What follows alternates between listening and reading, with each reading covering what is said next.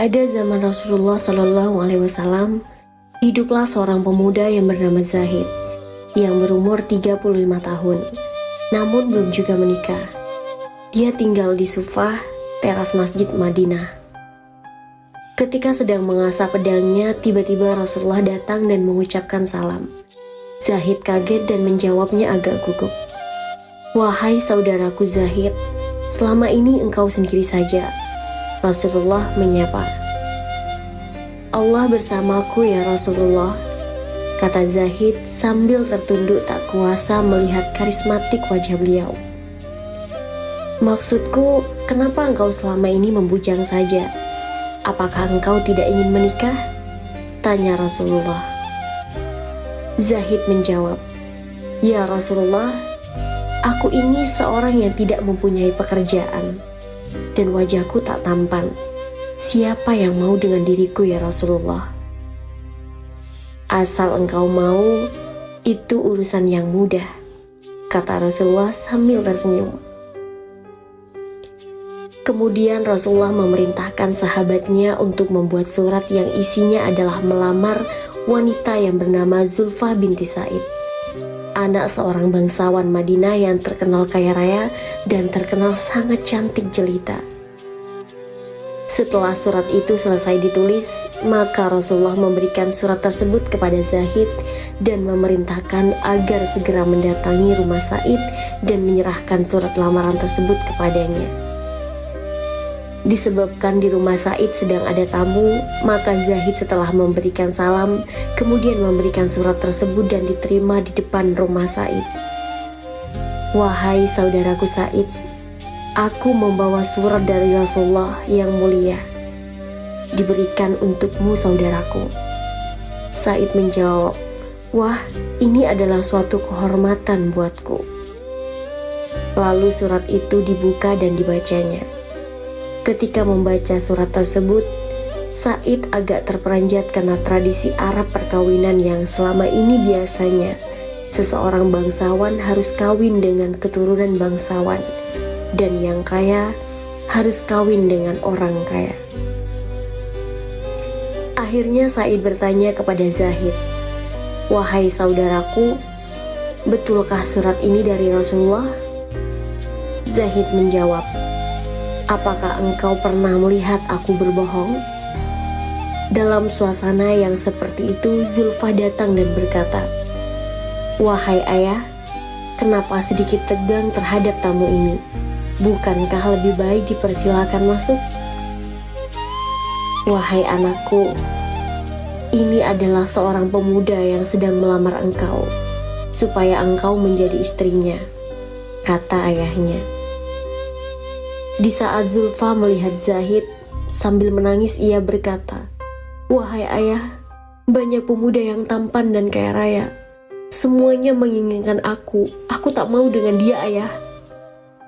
Zulfah merasa dirinya terhina. Maka Sa'id berkata kepada Zahid, "Wahai saudaraku, engkau tahu sendiri anakku tidak mau.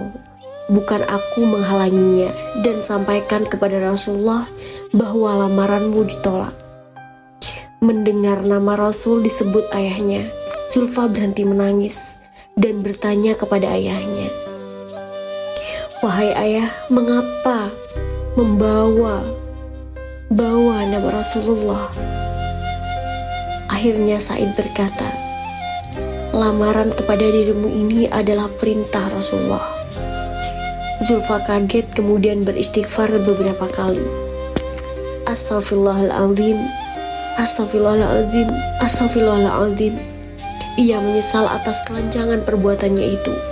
Seketika ia berkata kepada ayahnya, "Wahai ayah, kenapa tidak sejak tadi ayah berkata bahwa yang melamar ini Rasulullah? Kalau begitu, segera aku nikahkan dengan pemuda ini."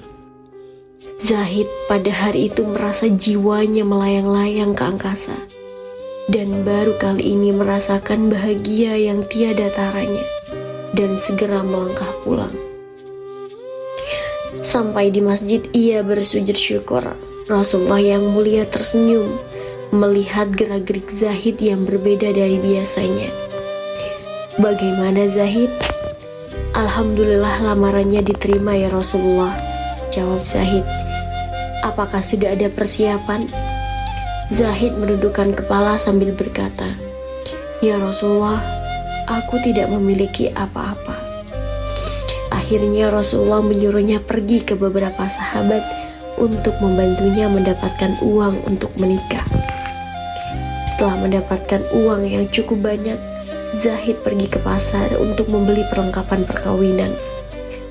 Tak lama kemudian setibanya di pasar, bersamaan itu pula ada pengumuman jihad untuk perang melawan orang kafir yang mau menyerang masyarakat muslim Madinah.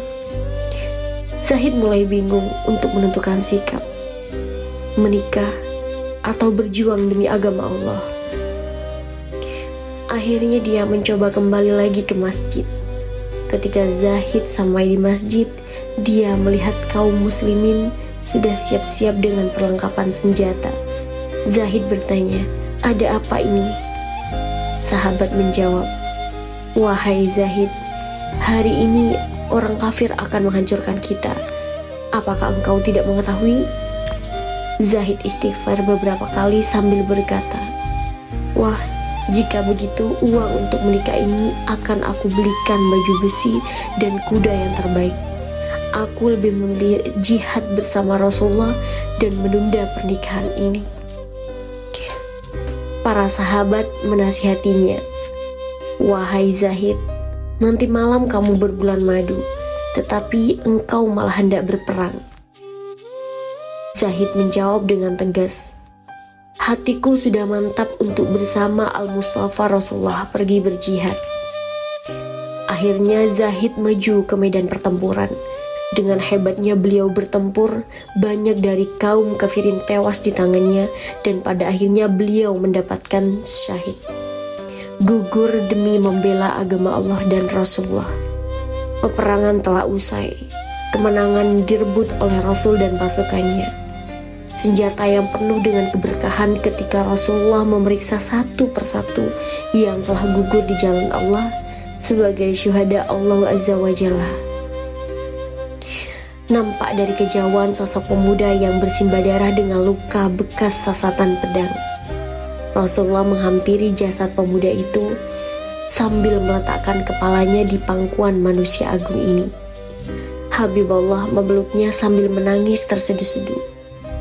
Bukankah engkau ya Zahid yang hendak menikah malam ini, tapi engkau memilih keridhaan Allah berjihad bersamaku? Tak lama kemudian Rasulullah tersenyum sembari memalingkan muka ke sebelah kiri karena malu. Disebabkan karena ternyata sesosok bidadari cantik dari surga menjemput ruh mulia pemuda ini.